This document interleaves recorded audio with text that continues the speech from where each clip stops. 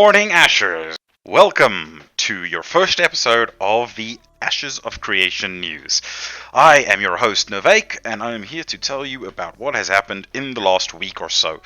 Most notably, the AMA happened, and I'll be covering that in quite close detail.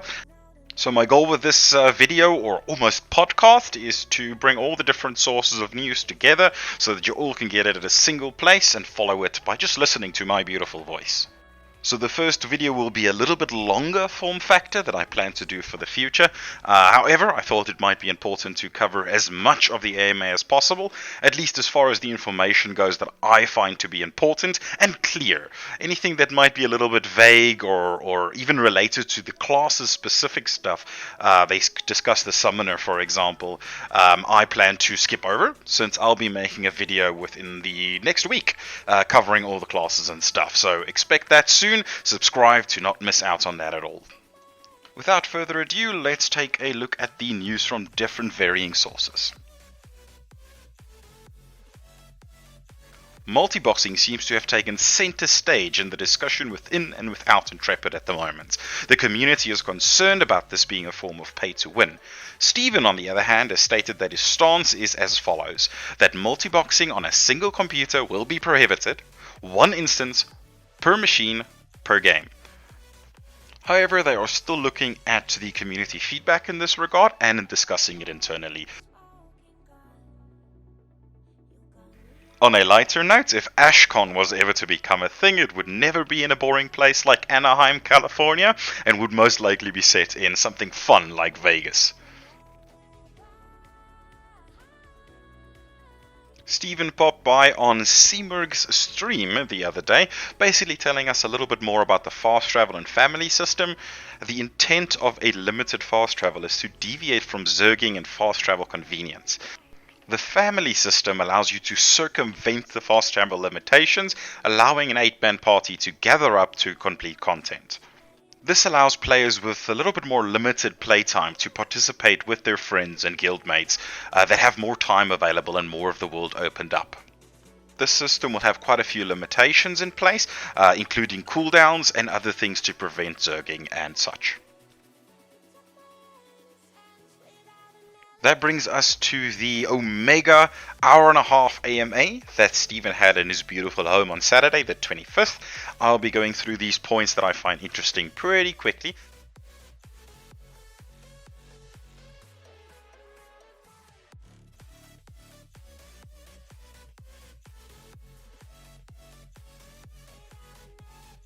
He reiterated again that the community should provide constant feedback and that they are committed to transparent development for Ashes of Creation. He asked people to spread the word, not necessarily pre-order, but to at least get people to come to the discussion and have a chat.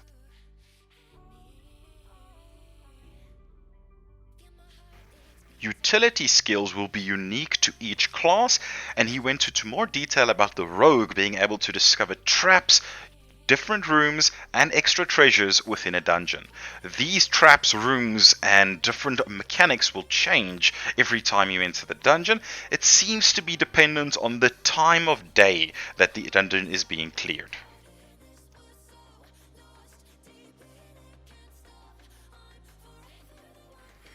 Being in a party changes the way XP is acquired in the game for any content that is not an individual questing line. So party XP is then multiplied and then divided again between the party members.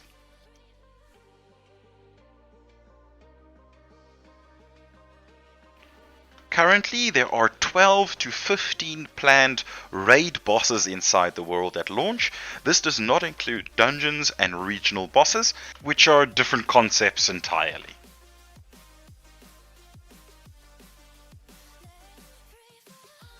Steven considers pay for convenience stuff like inventory space a form of pay to win, and it won't be present in the game. Instead, the game will have quests that provide you with increased inventory space up to a cap. Quest items will not fill up your primary inventory at all. This is a subject very dear to my heart. I am incredibly excited and happy to hear this. Well done, Ashes, for hitting the nail on the head with the monetization they plan to do.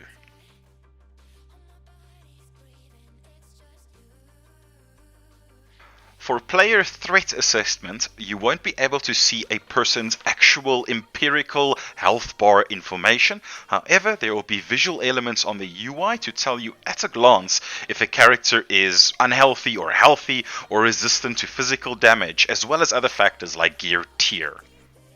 This does obviously not apply for party members and people within a raid group, but expect a level of mystery when fighting an opponent.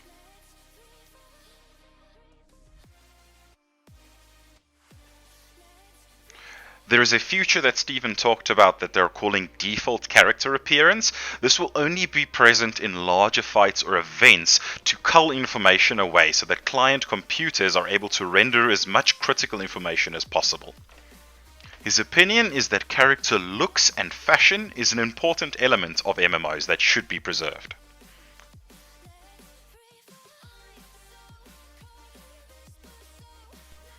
Religions will provide you with a varying amount of different content, all the way from unique quests and ranks and titles as you climb those ranks, as well as unique shopping opportunities and discounts on items. Higher tiers of these ranks within a religion will also provide you with additional horizontal character progression via the augment system, which will obviously require skill points to complete.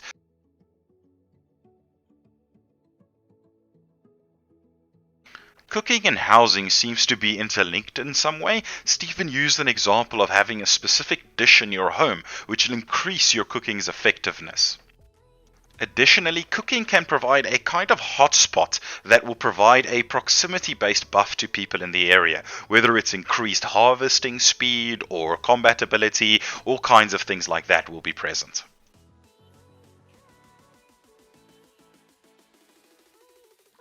Server reservations will be present closer to launch to facilitate an easier time for larger groups of friends or guilds to meet up on the same server and play together on day one.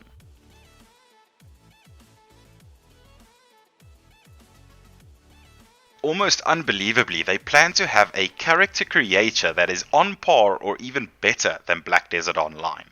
Loot sliders will be present for you thirsty buggers out there. More excitingly, Stephen wants the character creator to be available prior to launch, so people can work on their characters before the game even starts and jump in day one.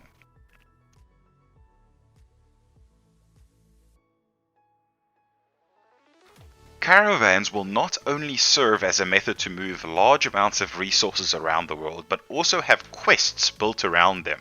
And setting up relations between different nodes will require an open trade route via caravans.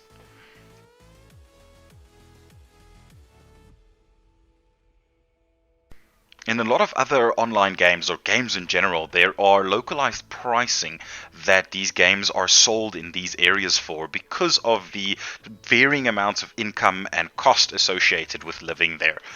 Intrepid will be implementing something along these lines for regional pricing. However, it will require a server or regional server to be present to qualify for these sorts of things. So assuming you live in Russia and there is no Russian server, there will be no localized pricing unless a server is physically put down in that area.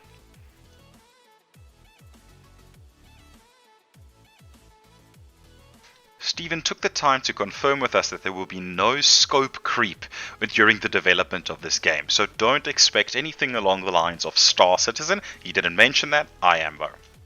He has a very clear vision for the game and will be sticking to that for launch.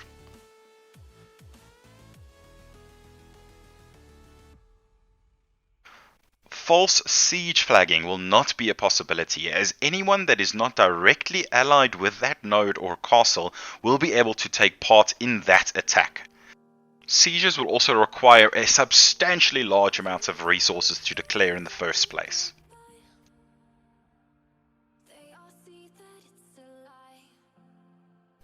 As an incentive for nodes to cooperate with each other, there will be unique cross-node quests that people can unlock that only those citizens of those two nodes can take part in.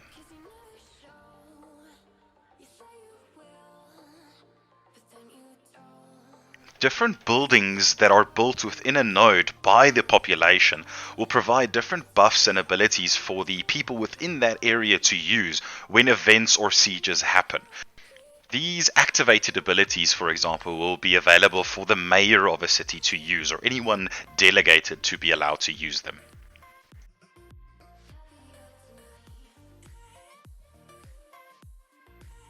The cosmetics found in the microtransaction store will provide an alternate route for players that have less time on their hands to grind to good looking gear, to at least purchase something that might be on par with the loot and fashion that you find in the game itself. Alright, so that about wraps it up for the AMA. Next up, the Intrepid events that are upcoming. We have a live stream on the 31st of July that will contain a development update. Stay tuned for that. I'll probably be covering it on stream, so check the comments below for my Twitch link.